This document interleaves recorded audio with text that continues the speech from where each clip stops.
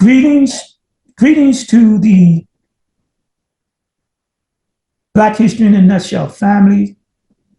Greetings to the public and everybody that is interested in what we have to offer in terms of New School Black History.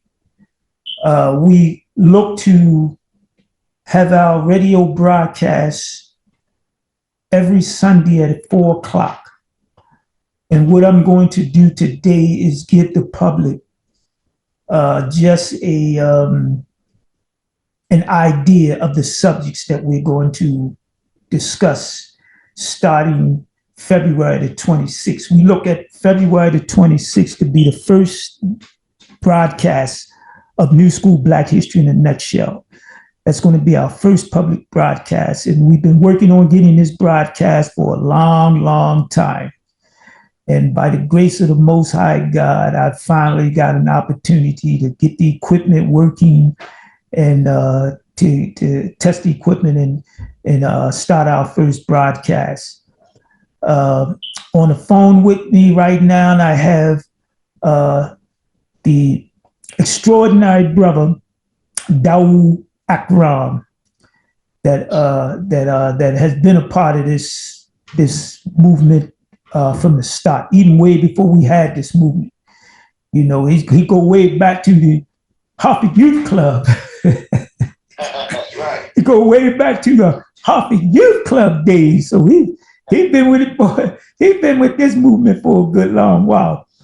But anyway, to the public, we have I'm gonna give you 14 ideas of what we're going to discuss in our meetings that's going to come up each Sunday at 4 o'clock. We look to do it each Sunday at 4 o'clock. Although I may just put out different programs before Sunday, but still for the public, we look to meet 4 o'clock each Sunday, starting February the 26th. Okay, so what we're going to do, Dawood, is one of our first programs that we want to discuss, or our first topics that we want to discuss, is going to be called Black Energy is the Origin of the Universe. Black Energy is the origin of the universe. That's going to be one of our first topics. And the reason why we want to start there is because we got to go back to the beginning, when there was nothing. What was it? And the Most High God give us an idea of what it was when there was no creation. The only thing existed was the Almighty God, the Most High God. That's the only thing existed.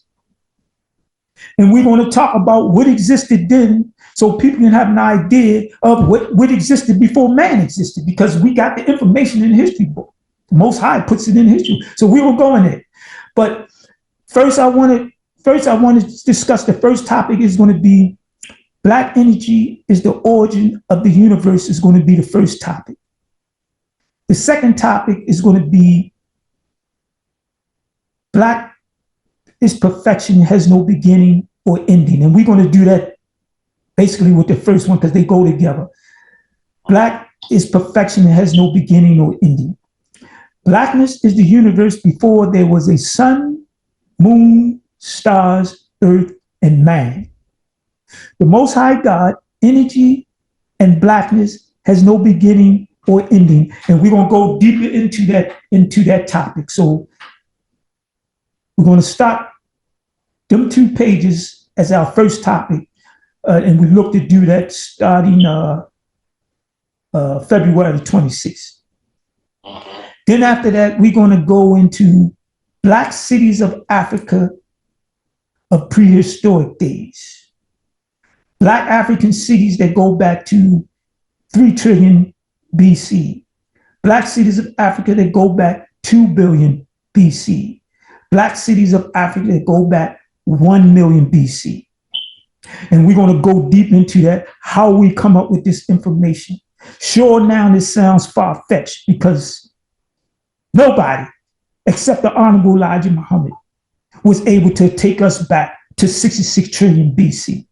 And we want to talk, many people have told me that is far-fetched, 66 trillion BC, this and that and all that. Oh man, you're crazy. But I'm gonna show people proof and evidence of why we go back that far.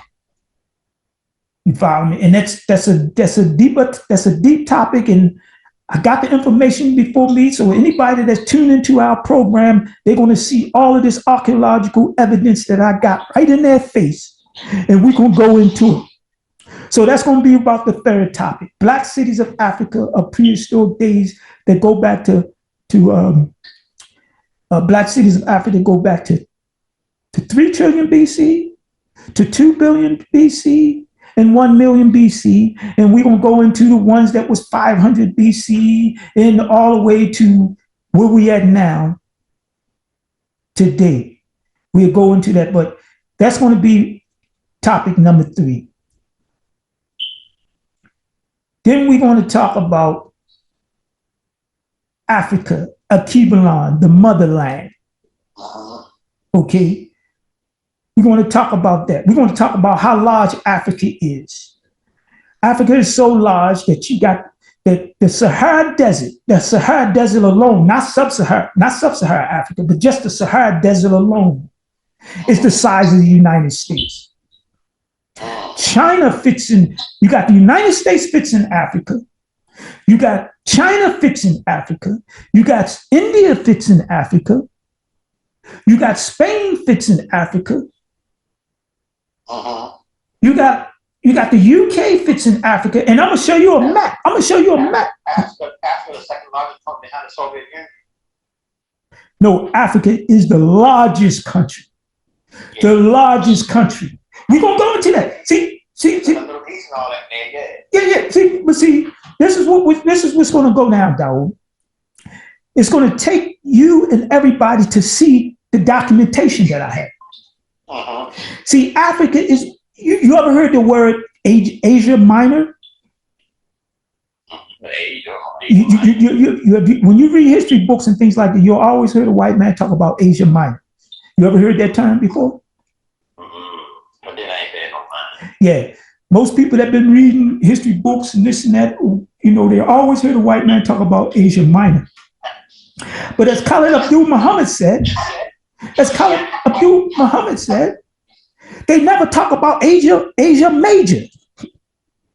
Asia Minor, not Major. They always say Asia Minor, but they never talk about Asia Major because they know that Asia Major is Africa. That's why Africa is the largest continent in the world. That's why China can fit in Africa. United States can fit in Africa. India can fit in Africa. Spain, the UK, and when you see what I'm looking at, you'll see what I'm talking about. Okay, but we don't want to go into all of this right now. We'll go into this at the proper time. Right.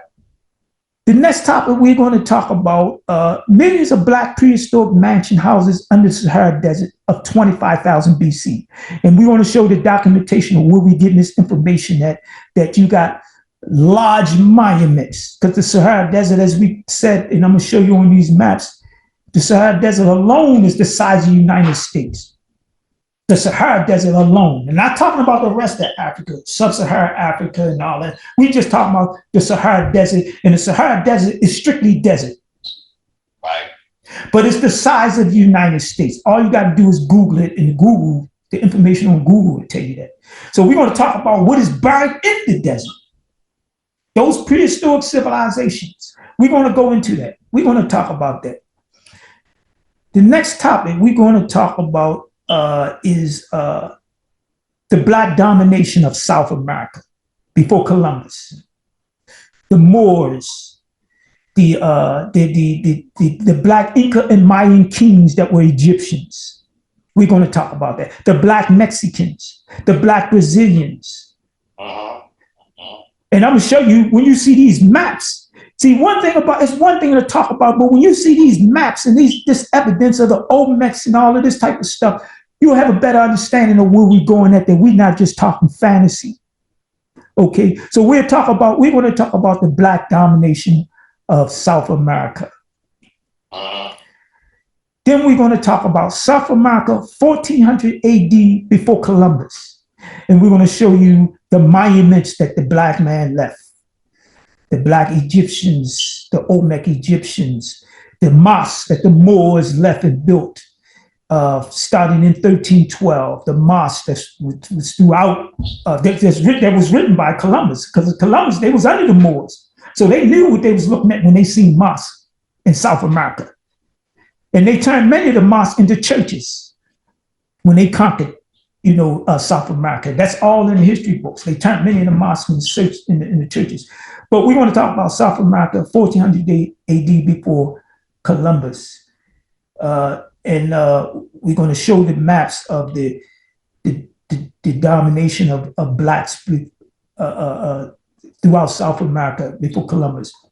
Then we're going to talk about the black domination of America before Columbus.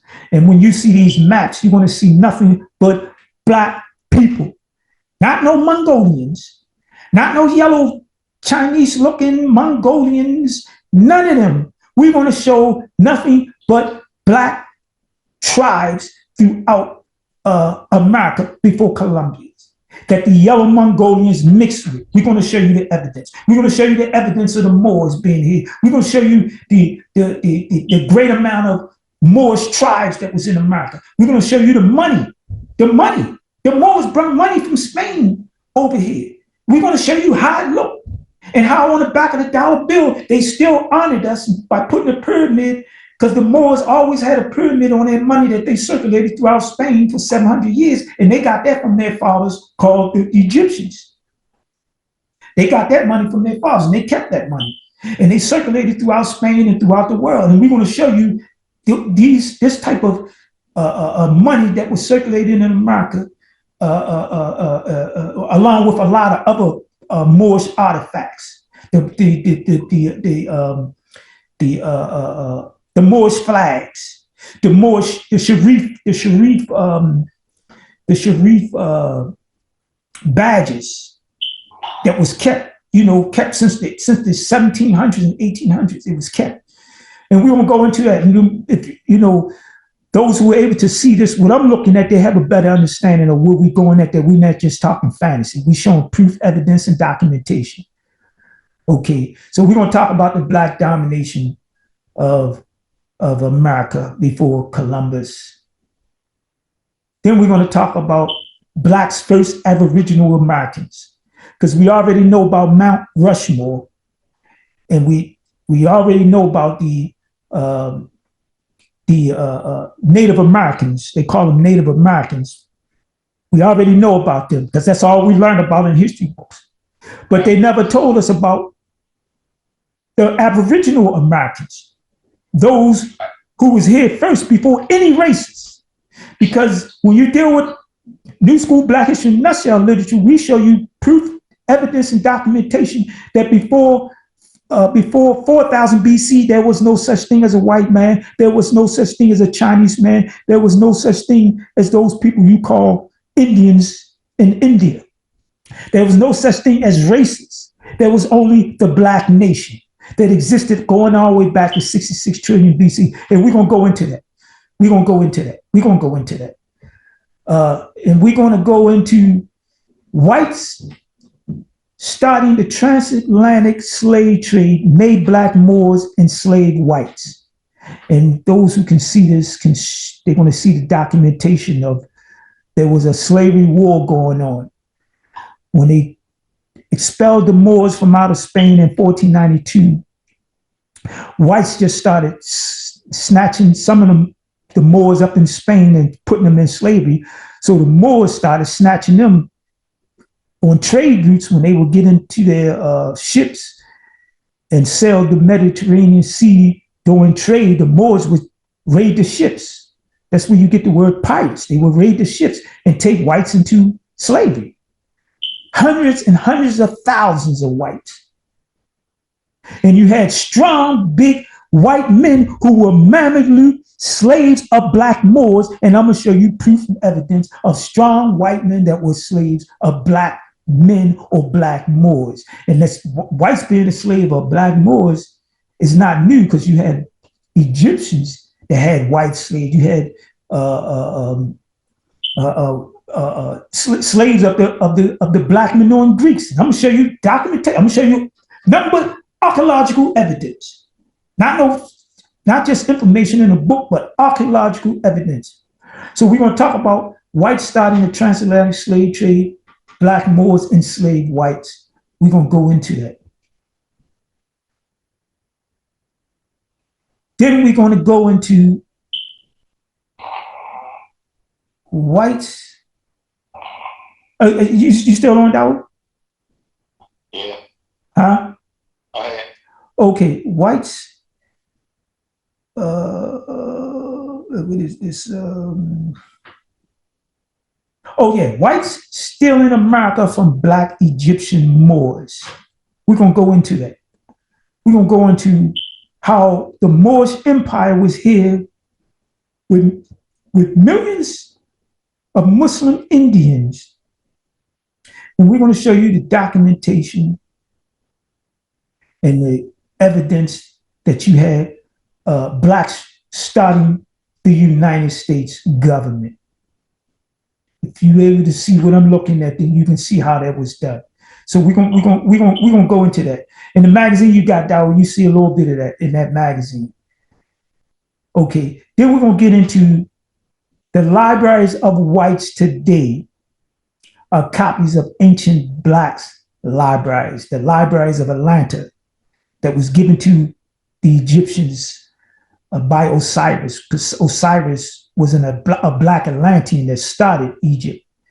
And he brought with him 17, they had a book collection. Their library was the size of 2 football fields. And their book collection was 17,000 years of collecting books. You hear that? You hear that, Dawud? 17,000 years of collecting books. They had a library in which they collected books for 17,000 years. Wow.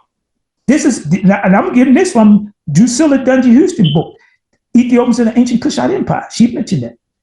They had a library the size of 2 football fields that held 17,000 years of book collection.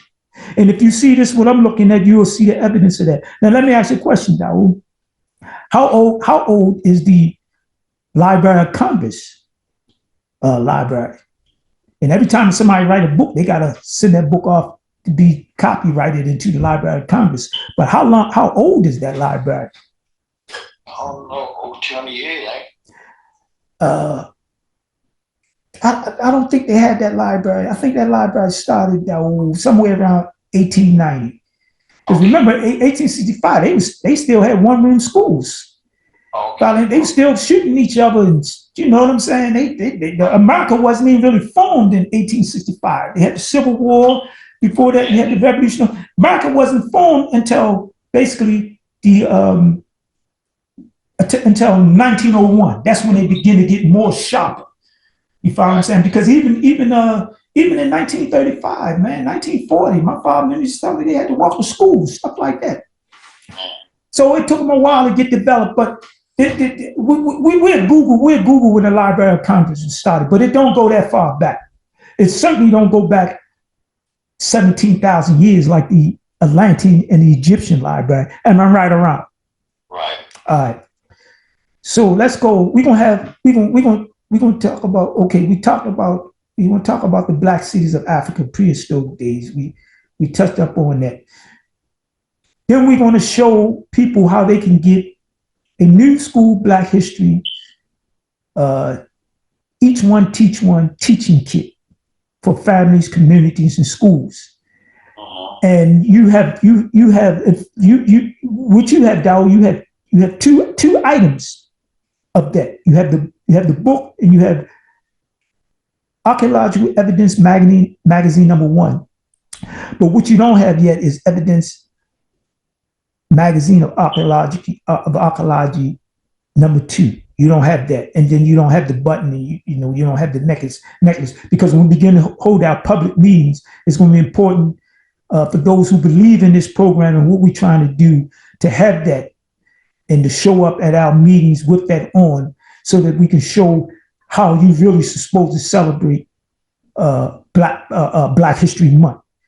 even though we're going to be studying all year, but when Black History Month come around, we're encouraging our people to celebrate it in a certain manner. And to have one of these, to have that button on or that necklace on, you're showing that you understand that we have to have symbols to celebrate a day. Because, or month, because when you say Black History Month, Dawo, what do you do? Let me ask you, what do you do in Black History Month, Dawo? I want to know. Yeah, I'm going to maybe do a little reading. I watch a lot of little plays, little speeches, and on the YouTube a lot. That's what I be doing. Yeah. I don't read like I should. Yeah, but mostly Black History Month, man. You hear a few people say today in Black history on radio programs and this and that. But basically, it's really there's really nothing about Black History Month, to be honest with you. It's not like Christmas. Christmas is a strong time of celebration. Right. Okay. New Year's, let's say Halloween, they strong holidays of celebration. But when it comes to Black History Month, it's just something, man, that comes and goes, and there's nothing strong that says, man, this was a great month. But we hope to change that idea with our program, New School Black History in a Nutshell. But we'll talk about that at another time. But that's one of the topics that we're going to touch up on. And I got right here the Master Classic Black History Reference Sources of 1, 2, 3, 4, 5, 6, 7, 8, 9, 10, 11, 12, 13, 14, 15, 16, 17 books that I used to give you this information that you're going to see on this screen when we begin to get these history classes. Okay, and that way, hey, if you can read all of these books, go read them and see if you come up with what I come up with. And most people ain't gonna do this type of reading. You got a few that would do this type of reading, and it's just a small amount of books that I read in my collection. But these are the main books that I use to do this New School Black History magazines and books and things like that you see that's part of our program. And one of the major books that is important to get is Black History in a Nutshell, because that combines all of this information into one book. And then if you want to do further and deeper research, then it's good to get all of the rest of the books that's on this list. So we're going to touch up on the Black Unity 5000 BC.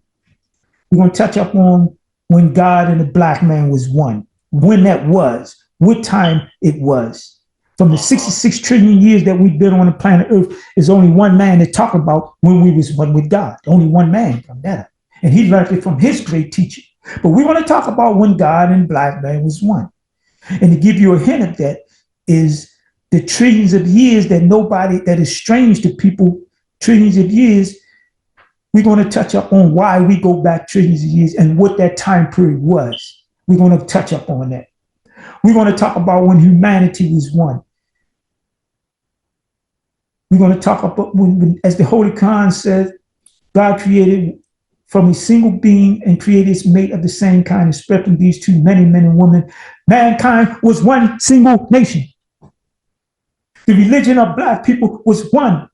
The heavens and the earth was one, as the Quran says. The planet Earth was one, as the Bible says. The language of Black people was one, as the Bible says. So we're going to show the true Tawheed that people talk about in the mosques.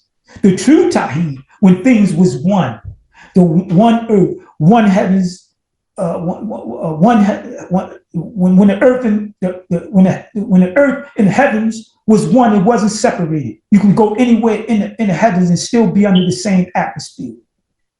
We're going to talk about that. We're going to talk about when the language was one. We're going to talk about when it was just one nation and people who was ruled by truth or wisdom. There was no division that we're dealing with right now. That's what the Quran said. There was a time when mankind was one single nation. We won't go into that. Then we're going to get into our economic program, the fundraising drive. and why it's important is to spend and support New School Black History for us to get our information to go mainstream in schools, libraries, colleges, TV programs, and and throughout the world. And what we is seeking to accomplish through our educational centers, our economic and educational centers. The business, the jobs, the houses, the universities, and the farmland, and our economic program. So we're gonna go into all of that. But this is just a touch up on the topics that we're going to discuss. And we'll announce when we're going to get started. The first program, as we announced earlier, is going to be February 26th of this year, which is next week on a Sunday, 4:00 p.m. So if you're able to tune in by computer or cell phone, peace.